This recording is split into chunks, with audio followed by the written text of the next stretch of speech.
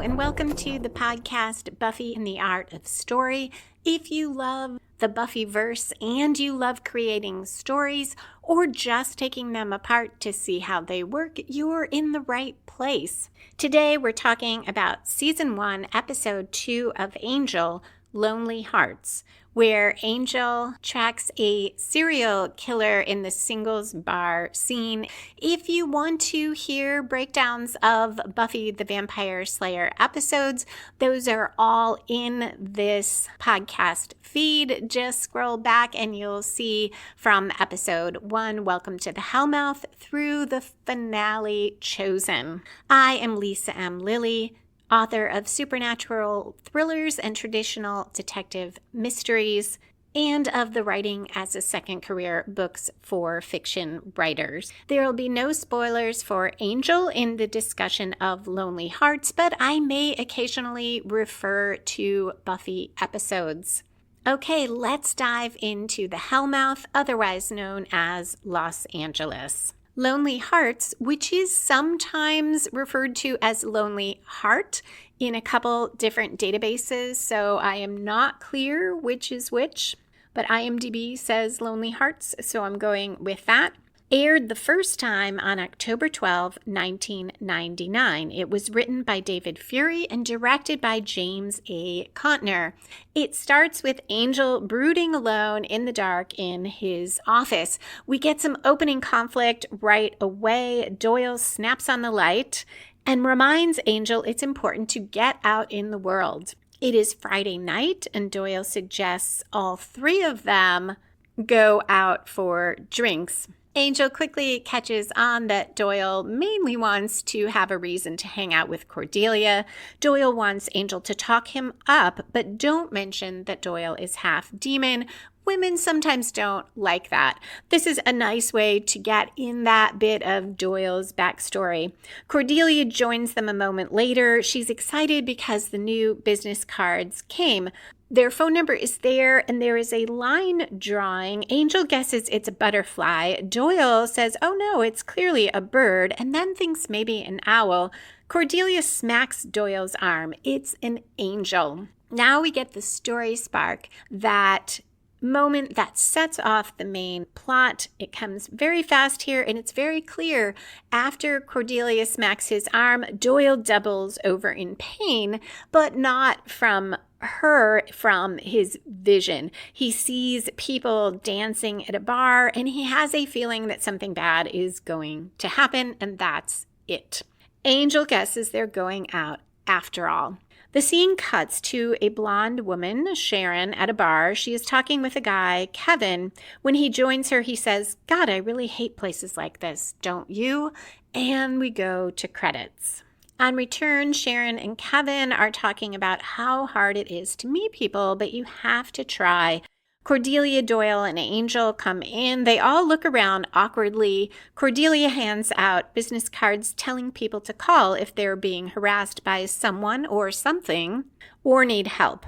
Angel goes to the bar, asks if the bartender has noticed anything dangerous, and the bartender reassures him that the hot women arrive around 11. Doyle tells Cordelia to fly a little more under the radar.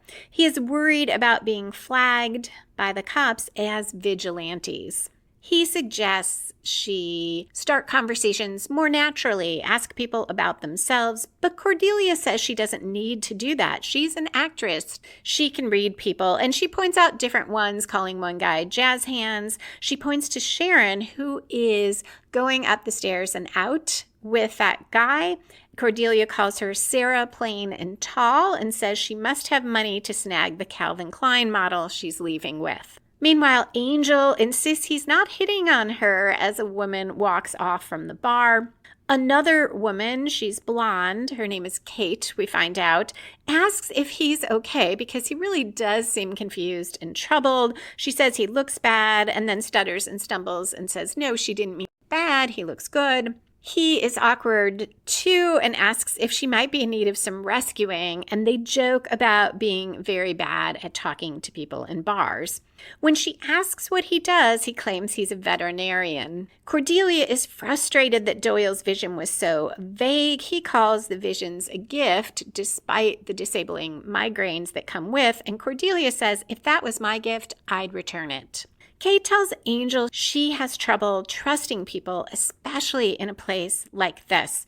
Then she worries later when she makes a comment about how many daiquiris she's had that she sounds like a drunken slut. But she says at least she's trying to make a connection. Angel says he doesn't know what he's looking for, but he'll know it when he sees it. Things get awkward again when she asks if he wants to go somewhere quieter, and he tells her he has to stay there. Across the room, a guy Cordelia gave one of the cards to thinks she's a prostitute and starts harassing her. He and a friend start a fight with Doyle. Angel joins in to help the bartender break it up. The bartender throws out the two guys. Kate watches as Angel talks to another woman who is very impressed with his fighting abilities. Kate leaves as the woman says to Angel, isn't it great when two people make a connection? The scene cuts to Sharon and Kevin in bed. She's turned away from him and starts to get dressed, but he asks if he can hold her. Then in the bar at the end of the night, Doyle, Cordelia, and Angel rehash the evening. Doyle has a black eye.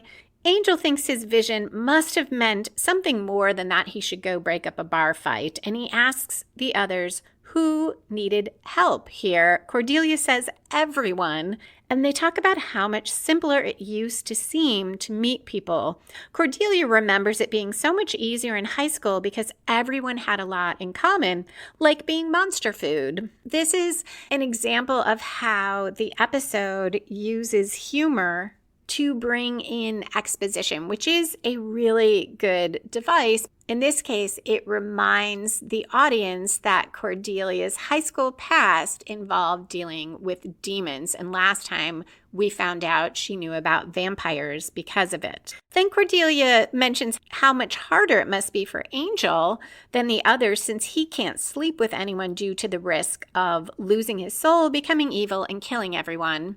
Angel dryly thanks her for her perspective, which helps that bit of exposition feel a little less clunky. And it provides a great transition to the next scene.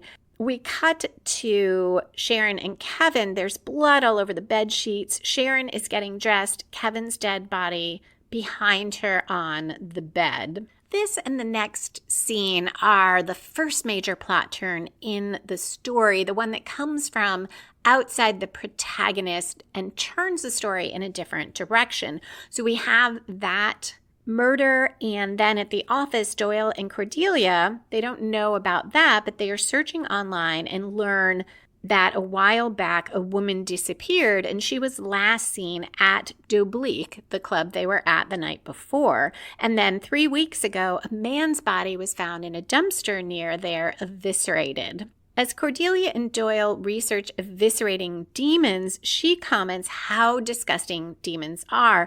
Doyle looks sad and he tries to convince her not all demons are bad, but then she points to one that wears a wreath of intestines on its head.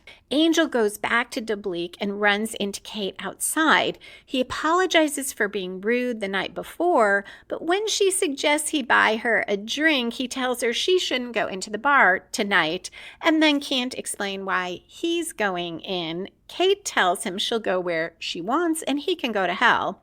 Angel says to himself as she walks off, been there, done that. Inside, Kate sits at the bar. Angel does too, but he's a ways away from her. Sharon sits on Kate's other side. She looks much more glamorous than the night before. She has more makeup on. She is dressed nicer. And she is talking to another guy whom she leaves with. Someone asks the bartender where Kevin is. He didn't come to work that day. The bartender says Kevin hooked up last night and is probably sleeping it off.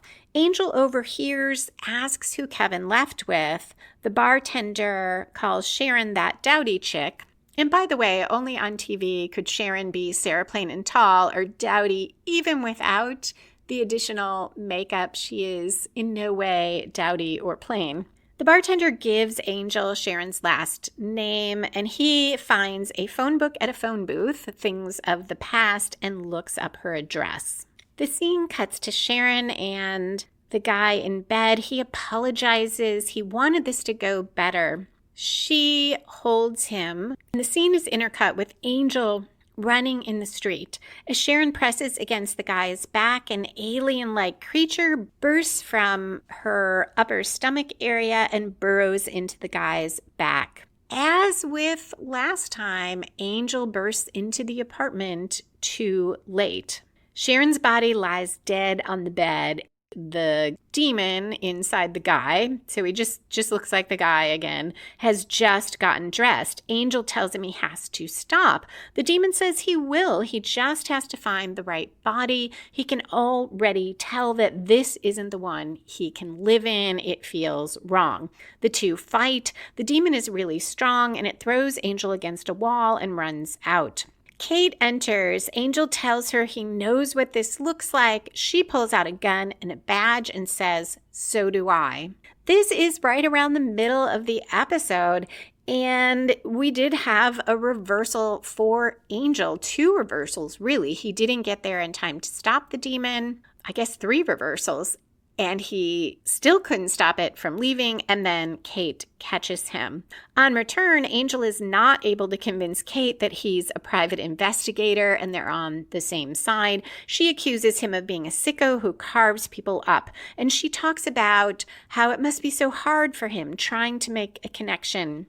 She starts to cuff him. He says he's sorry, not for the killing. He didn't do that, but for this. And he elbows or shoves her hard. She flies across the room and he leaps out the window.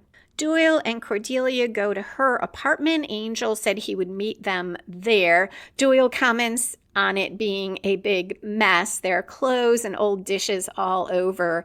Angel arrives. He stands in the hall and Cordelia has to invite him in. Doyle reminds her of that and says, as long as the owner is still alive, the vampire has to be invited in. So we establish that vampire lore and we explain why Angel could burst into Sharon's apartment earlier. Angel, too, marvels at the mess, and Cordelia says, "Is it my fault that maid service was interrupted?" She explains that it was supposed to go her parents' house, hotel, husband. A little more humor with another reminder of Cordelia's past. Angel tells them about Kate and that it's a burrower demon. It goes from body to body, maybe only after an exchange of body fluids. He tells them to research more, look for weaknesses, and he'll scope out the bars because the demon will keep trying to make the connection. Doyle asks why he thinks so, and Angel says because that's what lonely people do. There's a montage of the demon in different bodies, picking up different people, Angel lurking in bars, Kate searching Angel investigations, and Angel's apartment in the dark. She opens his fridge. I didn't see if there was blood in there or not. I'm thinking no, because that never comes up later in the episode. When Angel goes back to Cordelia's, she and Doyle are slumped over on the sofa. They have books all over. Doyle tells him it's a parasite demon, Talamar, and that fire can kill it. And Angel says that's something they have in common. This is a bit of foreshadowing for the climax of the episode. Doyle also says when the demon starts to move to a new body, the old one disintegrates fast. Also a bit of foreshadowing, and as with any supernatural story, it establishes the rules, and it's good to do that much before you need those rules to explain something. Otherwise, the body disintegrating and the fire later in the episode would seem way too convenient, as if the writer was just making up the rule right when they needed it.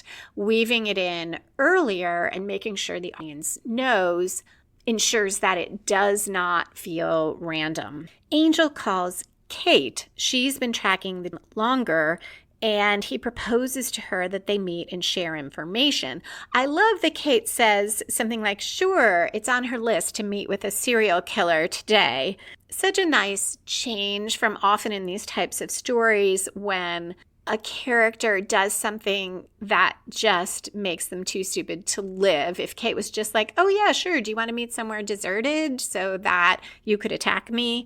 Angel tells her, meet him with backup, bring a gun, a SWAT team, whatever she needs to feel safe. He also says she has to trust him. This is the third mention of trust in the episode. Angel reaching out to Kate, I see as the last major plot turn. It grows out of the midpoint reversals, him being unable to stop the demon and also being caught in a way by Kate. And it takes the story in a different direction because he and Kate will both be involved in the resolution from here on. It also raises the stakes for Angel. He is taking a bigger risk that Kate will find out about him. At Doyle alone, Kate shows her badge and asks the bartender about Angel. The bartender claims he saw Angel out back. Kate follows him out to the alley. Then he takes her by surprise and knocks her out. She falls face down. The bartender rips open her shirt and the parasite bursts out of him. But Angel has arrived. He clubs him over the head. The demon bartender rolls away. Kate starts to revive, and the bartender's body is starting to deteriorate, just as we were told. As soon as that demon started to come out, the body started to fall apart. He and Angel fight. The bartender is still really strong, and he shoves Angel and Kate down the stairs into the basement and locks the door. In the club again, he tries to pick up different women, but his skin flaps are coming off and he's got blood on his shirt, and everyone he approaches runs away. Somewhat similar to the structure of last episode, the scene in the alley could have been a climax. It was a pretty big fight scene, but instead of ending it there and having Angel prevail, he lives to fight another day, as does Kate, and the demon gets away. And the whole conflict escalates. This is a great way to keep the audience hanging in there while we now see Kate and Angel start working together.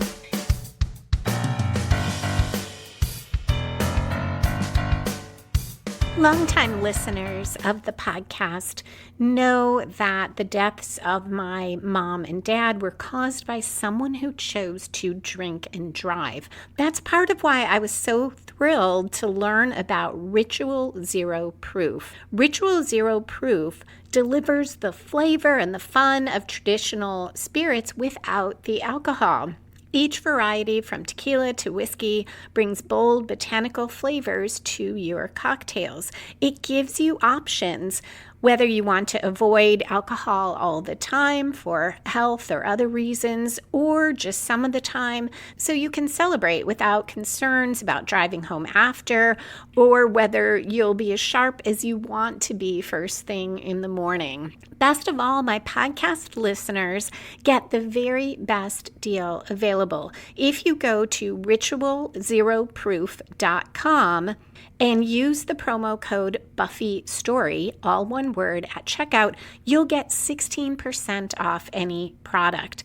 I earn a commission when you use that code, and you get the best price. Remember, ritualzeroproof.com and enter Buffy Story at checkout. If you try it out, please let me know what fun cocktails you make. I would love to hear about it. That's ritualzeroproof.com. Discount code for 16% off is Buffy Story, all one word.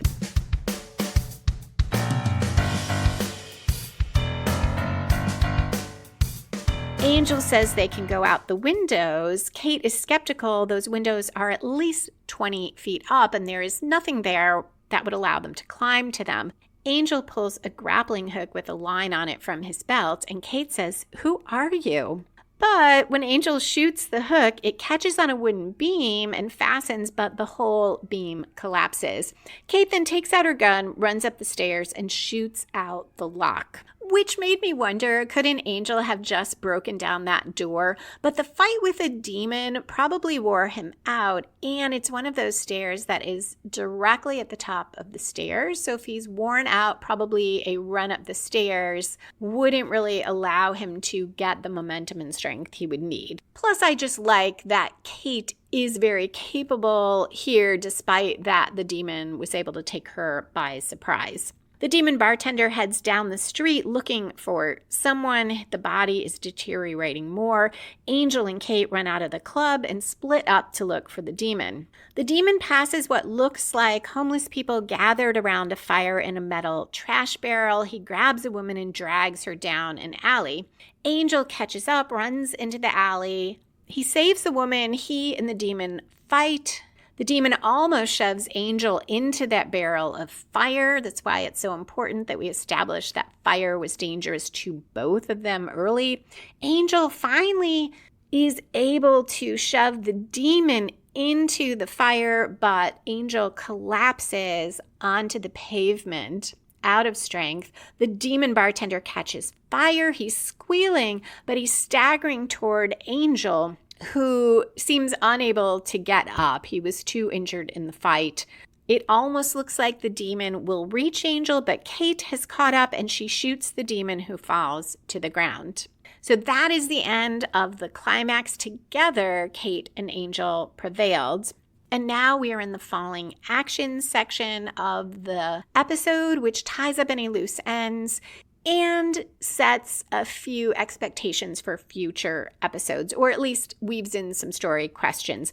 The firefighters and police are all over. The bartender's body is carted away. Kate tells Angel it all adds up. The bartender was connected to everyone. She can't believe that she talked to him a dozen times and never had a clue. Angel tells her it can be hard to get to know people. She adds that she didn't get to thank Angel for saving her life. Back at the bar, Angel says saving his was a start. Now she confesses to searching his place without a warrant. She's telling him because she wants them to start fresh, no secrets. Lots of dramatic irony here. That's where we know something a character doesn't, because we know about all the secrets Angel is keeping, and Kate has no idea. And we know they can't have a mutually trusting relationship, at least not now. But Angel gives her his card. She looks at the drawing and says, "What is this, a lobster?" This is a nice use of the 3-beat, where you have a statement or a moment or an action come back 3 times. Usually the third one subverts the previous 2. In this case, in a way, the fact that Kate, too, does not recognize it as an angel is a sort of subversion of the idea of the 3-beat. It's especially fun because I think that drawing does look like an angel, and I kind of enjoy that no one else gets it. Someone else asks to talk to Kate, and when she turns back, Angel is gone. Back at the office, Angel tells Cordelia and Doyle that he knows they've been working hard. The 3 of them should go out for fun. And Cordelia tells him, or they could go home. And Doyle says, and you could sit in the dark alone. Angel says, God, yes, thank you. This episode ends where it began. So this is a nice bookend. Angel sits in his office, but this time he smiles and the light goes out. Taking a look at the plot and how well it works or doesn't, overall, I think this plot works really well. The bookends are a great way to start and end Angel in the office alone. But there's a twist, because in the beginning he's brooding, and Doyle is probably right that Angel is continuing his pattern of staying cut off. By the end, he has connected more with Cordelia and Doyle. They've had this adventure together, or maybe more accurately, work this case together. And he did connect with Kate. So now when he sits in the office alone, he's not brooding. He seems happy. And to me, it is a metaphor for someone who is more introverted. And after being out there and making the effort to talk to people and having those connections, needs that time to unwind alone and recharge. It makes Angel seem more human. The writers also did a great job, as I noted, using humor to help weave in that exposition. Another instance of it that I didn't mention earlier was in the first scene. Doyle is saying Angel's just sitting alone there and Angel says vampire, and Doyle says, well, he was going to say slacker, but yeah. Similarly, when Doyle is telling Cordelia to fly under the radar, he says the cops might think about the V word, and she says vampire, and he says vigilante. There also are a lot of good scene transitions along with the ones I mentioned. There was one right there because when Doyle is saying, you've got to be concerned with the cops, we cut to Kate at the bar, and we don't know yet that she is a cop. And I love that Doyle expresses that concern. That is a nice way to weave in the idea that just as they are there to investigate, there could be and should be cops looking into this. So when Kate at the midpoint reveals that she's a cop, it is a surprise, but it does not feel like the writers just threw that in out of the blue. It makes total sense that she would be at the bar pretty much undercover. The episode does a good job of introducing a lot of new characters, yet not overwhelming us with them. Kate is a very developed character. I'll talk about her more later, but as the first woman whose conversation goes on more than a line or two with Angel, we right away know her, remember her. Cordelia points out different people in the bar, the use of jazz hands. We don't need to know who they are, but when she says Sarah plain and tall, we get those few moments of Sarah leaving with that guy, and we saw her earlier. I'm sorry, I called her Sarah, Sharon, and we saw her earlier. Hers was the first conversation in the bar that we saw her and the guy, Kevin, that she ends up going home with. And then when we see her again, even if we don't recall that she was the first person we saw talking in the bar, she feels familiar. We know who she is. And having the bartender be the body the demon is in for the climax is a great choice because we do see the bartender several times. Angel helps him break up a fight. And it makes it more meaningful than if it was just another random guy. So despite many characters, it is not hard to follow what is going on. There are strong plot turns, which I pointed out during the recap, and there's a good balance of horror and drama with a little bit of character humor. The horror is heavier than in Buffy. We get more scenes that are kind of gross when that eviscerating demon comes out, more so than we usually get in Buffy. The episode weaves in good story questions as well, specifically the Kate and Angel scene when she says to him, I'm telling you, I searched your place without a warrant because I want us to start fresh with no secrets. That tells us tells Angel she would like to see him again. She expects they'll cross paths again. And it raises a couple questions. One is, will Kate return? And will she be an ally of Angel's? Will she find out who or what Angel really is, and how will she react to that if she does? Could she become an antagonist for him? And there is the question of, will Cordelia find out Doyle is half demon? You have to think, yes, they're going to keep working together. So the bigger question is, how will she react to that, given what she has just said about demons? And if you have watched Buffy, you know her experience with demons. Nothing about it would make her think a demon could ever be good. Sure, she knows Angel as a vampire who is good, but he is an exception, and we don't know of any demons, or she doesn't know of any demons who, like Angel, would be good. Trust is a big theme in the episode. Kate talks about having trouble trusting people. There's a point where she tells Angel, you know how I said I have trouble trusting people? You are not making it better. That's when he's telling her not to go in the club, even though he's going in. And at the end, there are clear questions about trust when she is telling Angel her secret, but he is not sharing his. At the same time, Doyle, Cordelia, and Angel develop more trust in one another, although that is not something they discuss. But they start getting to know each other a little bit more. And this is so important for Angel. In the last episode, the three became a team toward the end. And they crossed paths, but the three of them were not working together. This time, Angel did rely on Cordelia and Doyle to handle certain parts of the investigation, to go to the bar with him. And they came to trust him more enough to let him sit in the dark alone at the end and trust that he was not cutting himself off by doing that.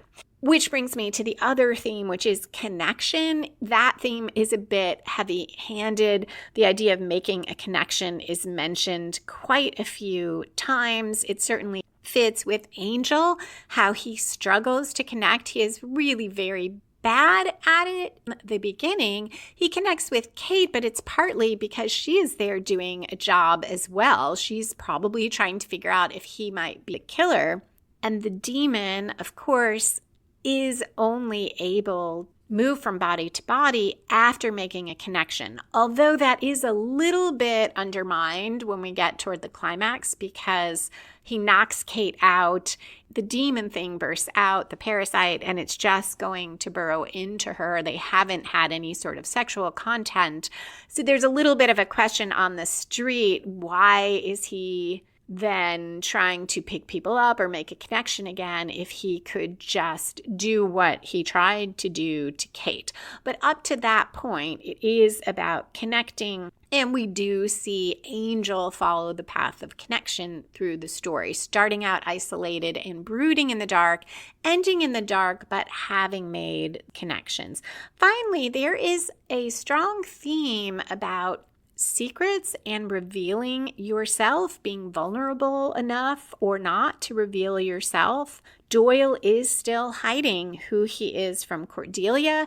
Angel is still hiding who he is from Kate, though he has revealed a bit. He revealed he's a PI, and he sought her help when it could lead to him being exposed. Kate, though, is the only one who really did reveal herself, if at least a good part of what she said to Angel at the bar was honest, was not just her playing a part and trying to connect. And it seems some of it probably was coming from her heart, because at the end, she does tell him the truth. The demon as well, through the whole episode, is hiding who it is.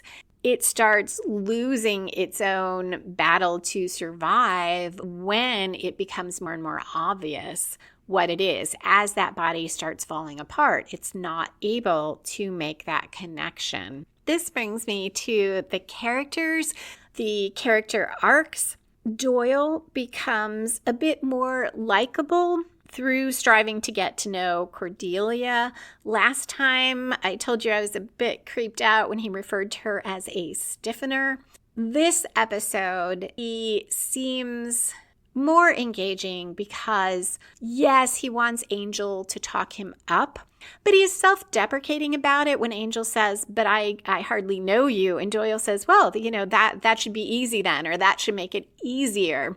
And he does seem to want to get to know Cordelia. So it doesn't seem to be only about, oh, she's so hot. He looks so sad when she says that about demons being disgusting. And then there's that nice moment when they have been working together, clearly for a long time. They both got tired and fell asleep on the couch. And that tells us that they became comfortable together as they worked together. And I feel like that is growth for Doyle, partly because it takes him from seemingly in the first episode, just being struck by how Cordelia looks and somewhat, to be fair, her personality. He likes her personality. But here, they are working together. They are developing a relationship. And he gets in that fight partly because he is sticking up for Cordelia, but he also tries to bring the temperature down. He tries to stop the fight, which makes me like Doyle a little better as well.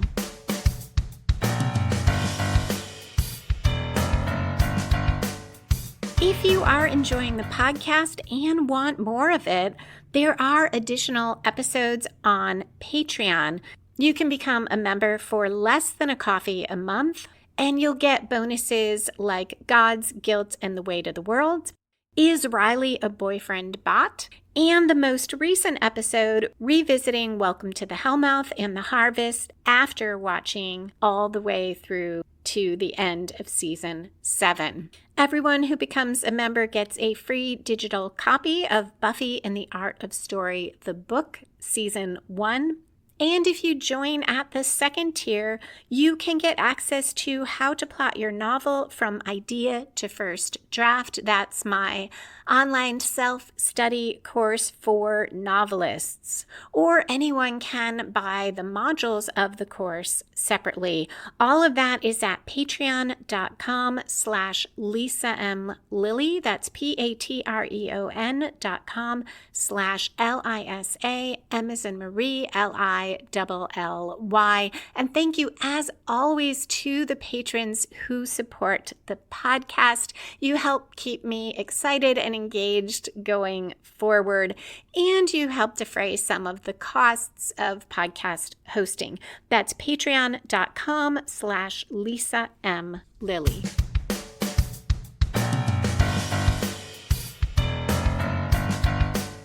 Angel, as I mentioned, had a lot of character growth. He got out of his comfort zone. He talked to people and he was awkward, but he got better at it. He did connect with Kate.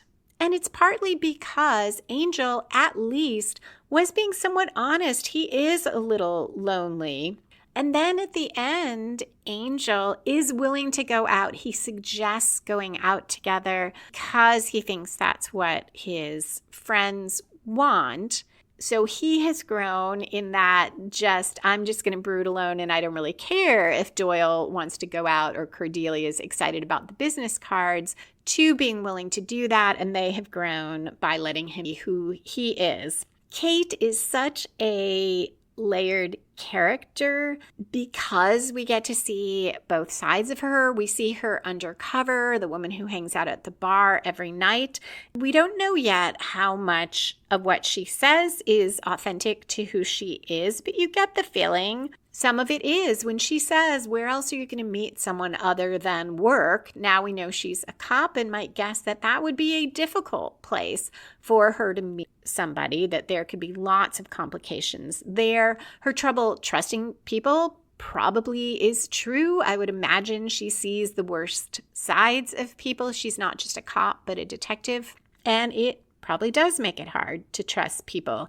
I also love the way Kate's entire demeanor changes. Not just when she pulls the badge on Angel, because that's such a moment of revelation, but in the bar, we really see it. She comes in, she sits down, the bartender asks if she wants her usual, and she takes out her badge, and he says, that's not your usual, and she starts asking him about Angel, and she is so in charge, so confident, so very different than she appeared in the bar, which raises great questions. If she were there not undercover, being herself in the bar, you get the feeling she maybe would be fairly awkward about it, that she would be very much like she is, probably with some more confidence. But seeing both sides, very vulnerable and awkward, and then how strong she is and how confident as a cop, I like that she is the one who gets them out of the basement. And yeah, this creature got the drop on her, but she really did not have any reason to suspect him when she says to Angel, well, I talked to the bartender a dozen times, never picked up on it. There was nothing to pick up. Kate wasn't wrong. The bartender was not the serial killer. So it's not that her instincts were bad. Despite knowing that, I really admire that she is able to say to Angel to thank him for his help and to admit, hey, I did not catch it. It takes a lot of confidence to say, hey, I missed something. And she's able to do that as well. Moving on to world building. How does this episode fit in the Buffyverse? Does it change or expand anything? There are some, I guess not changes to the Buffyverse, but additions to the tone of Angel not being the same as the tone of Buffy. It is the same in that mix of humor and darkness and horror, but as I mentioned, there is more horror. There is also a sort of Batman vibe to it. I say sort of. It's pretty express. Doyle, when they get the business card, says to Angel, well, you should have a card. And he says something like, it's not like you can let up a signal in the sky. So clear Batman reference. He pulls out that grappling hook using the gadgets. Kate saying, who are you? So lots of the Batman Dark Knight sort of tone here. And we are adding to the sense of Angel is not always going to get there in time. Once again, he not only didn't get there in time to save the guy that the demon as Sharon went home with, because we see the demon in different bodies meet with different people during that montage, we know that quite a few people got killed while Angel was hunting the demon.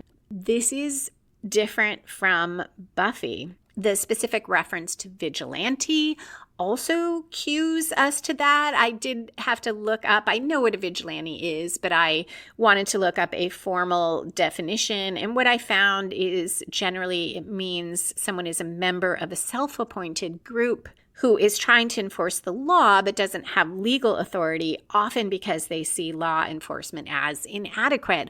And that definitely fits here. Law enforcement is inadequate. Kate alone could not have defeated this demon.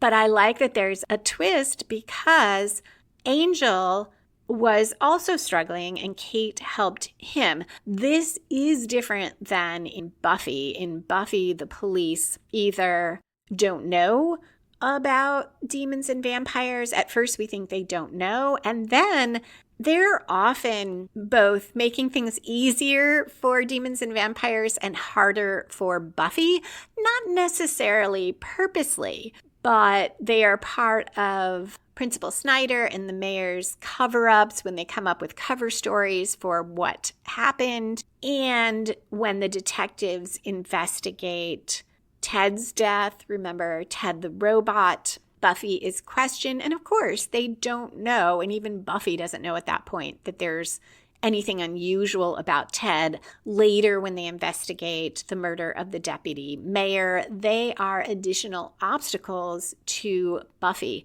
So this is different, much in the way the vampires being woven right into the fabric of life, into the establishment of the city's life and their corporations in Los Angeles. The police here have a somewhat different role. At least Kate does.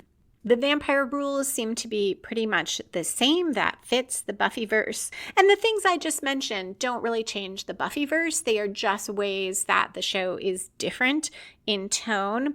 Something that both changes a bit and sticks with what Buffy set up is the blonde woman as both victim, but turning out to be someone strong. Last episode, Tina, the blonde woman, was a victim. This episode, we play with that trope a bit, but nonetheless, we can already tell Angel will have more of Angel saving women, also men, but more women than Buffy. At least it appears that way so far.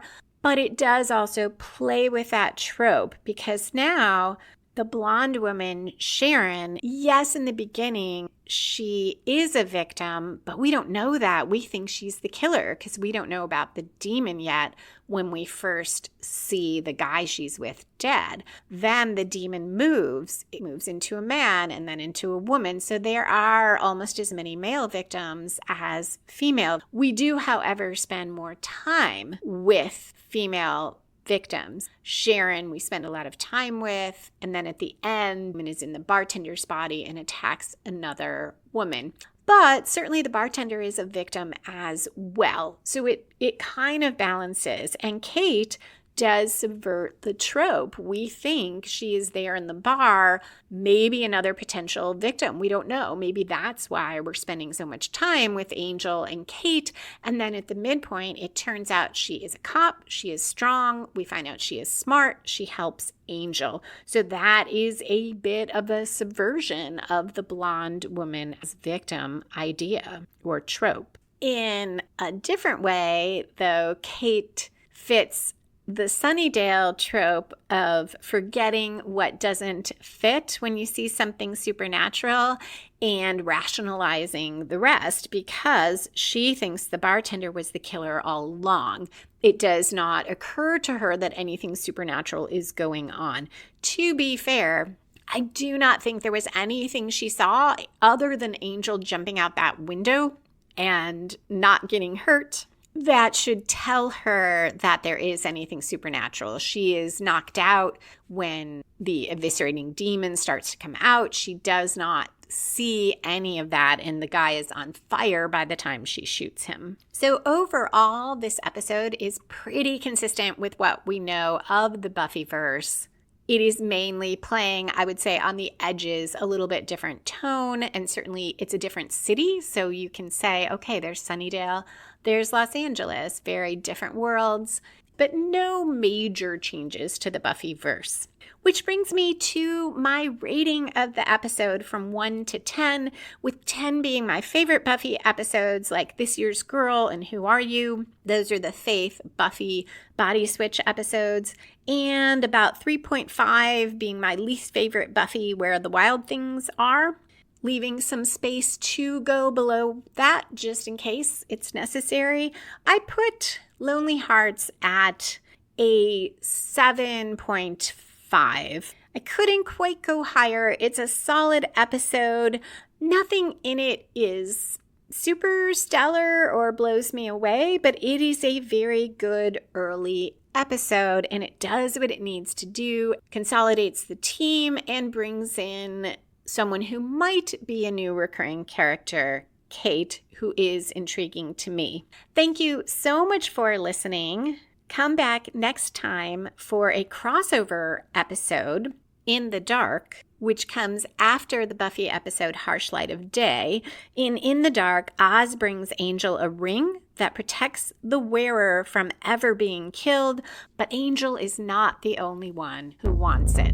You can find back episodes of Buffy and the Art of Story, as well as the Buffy and the Art of Story books and all my fiction at lisalily.com. To support the podcast, hear extra bonus content, and get each regular episode a few days early, join the Patreon community at patreon.com/LisaMLilly.